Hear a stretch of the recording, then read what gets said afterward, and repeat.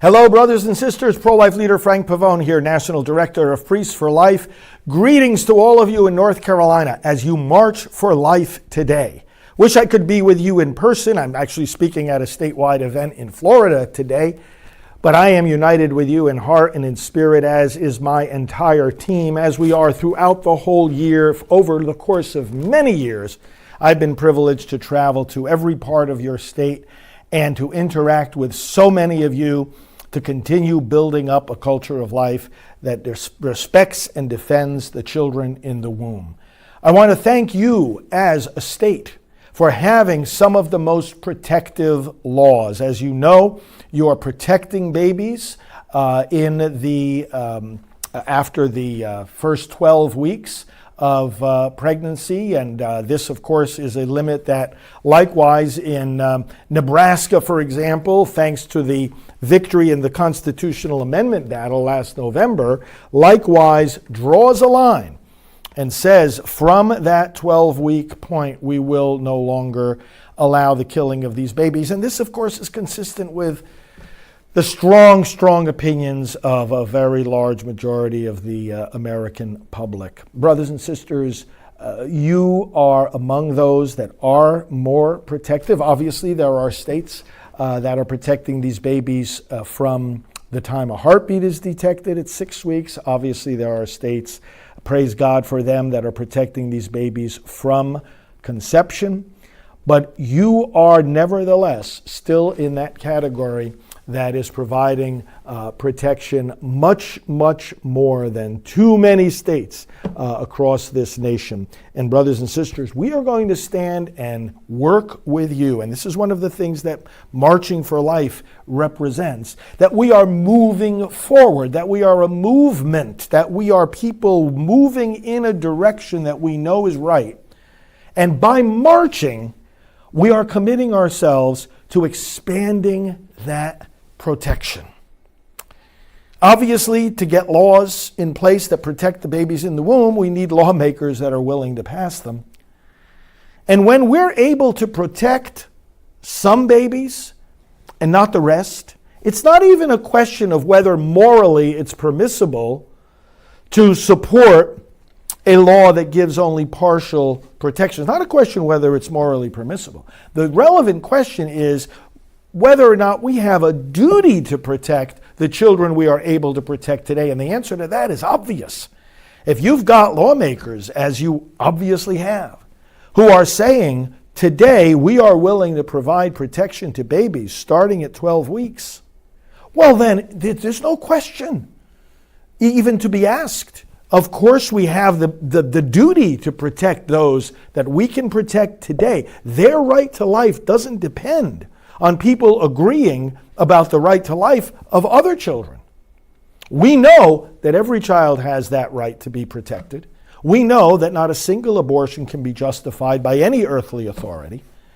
But we also know that that very principle means that we are not only on solid moral ground, but we're doing our sacred duty to protect every child, that we are able to do so right from this moment, and then to march forward and to bring North Carolina into line with the policies of South Carolina and of Georgia and of Florida and of so many other places, even farther than that, the states that are protecting babies right from the very beginning. You know, people will look at these protective laws, and that, of course, is the right term for them rather than restrictive or prohibitions or bans. The language we use is protect. We are protecting not only these babies, we're protecting their moms, their dads, their grandparents, their entire families from the devastation that every abortion brings. But not only is that true, but we're also talking about something that, some people will look at these laws and they will say, oh, but it's too restrictive, it's too extreme, it's too early in the pregnancy to be prohibiting abortion. I want to bring to your attention a tool that I have been involved in promoting for a very long time. an app called See Baby Grow. Many of you are familiar with it. It's not animation, it's not diagrams of the baby, it's the actual baby in the womb that you see growing from the very beginning. You can see the heart beating on this app, See Baby Grow, at 4 weeks after fertilization. 4 weeks. You see that heart beating. The baby is the size of a small raisin. And do you know that by that time, as a small raisin-sized child, whose heartbeat is just beginning to be detectable, that heart has already beat over 1 million times? Over 1 million times. A heartbeat that we can see, not just hear, see. Over 1 million times at just 4 weeks after fertilization. And some people say that these laws, like you have in North Carolina, starting at 12 weeks, are too restrictive, too early in the pregnancy. Let's keep marching forward. That these children, who are real, who are our brothers and sisters, whom the eye can see and the mind can understand, will in fact, as a result of our marches and our movement and our lobbying and our elections, will enjoy the protection you and I have. On that question of elections, I also want to make an appeal to you, the pro-life movement in North Carolina. We have entered into a new golden age in America. We as voters across the nation have voted to reject the insanity that we have lived through for too many years in America, especially under the Democrat Party regime. An insanity that makes people think that we can't even call a man or a woman. And a big part of the reason for that is that for 50 years we've been saying a baby's not a baby. The rejection of obvious truth that is behind the transgender insanity is likewise behind the insanity of abortion. To think that that baby is somehow not a baby because I choose that it not be a baby. We've rejected insanity in this nation. We've rejected a party that hates America, hates the Constitution, hates our freedom, hates the unborn, hates our faith. And we have chosen instead an administration that promotes America and the Constitution and religious freedom and life better than any other.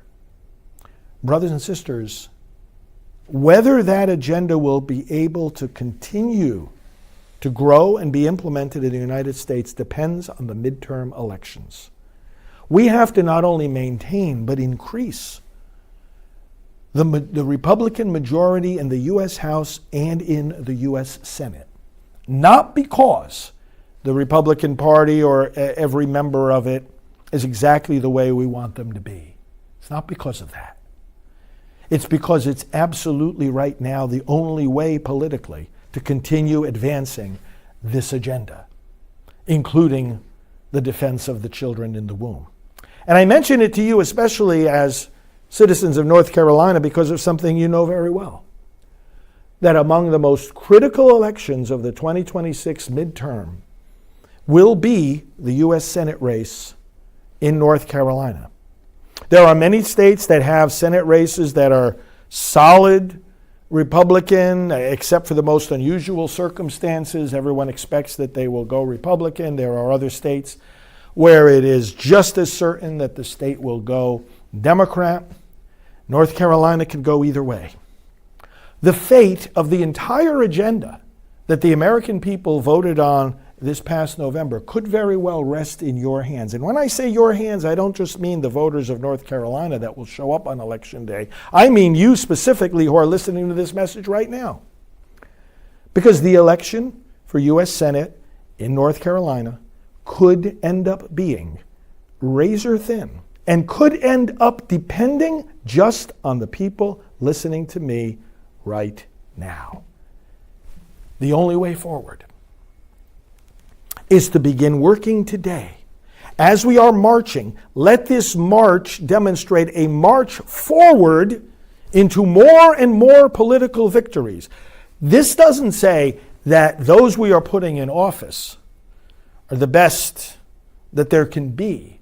What this is saying is that we have a clear choice here between continuing, imperfect as we are, to advance on the road that we have set America on in this past election, or descending back into chaos, rebellion against truth, and a culture of death that the Democrats bring us.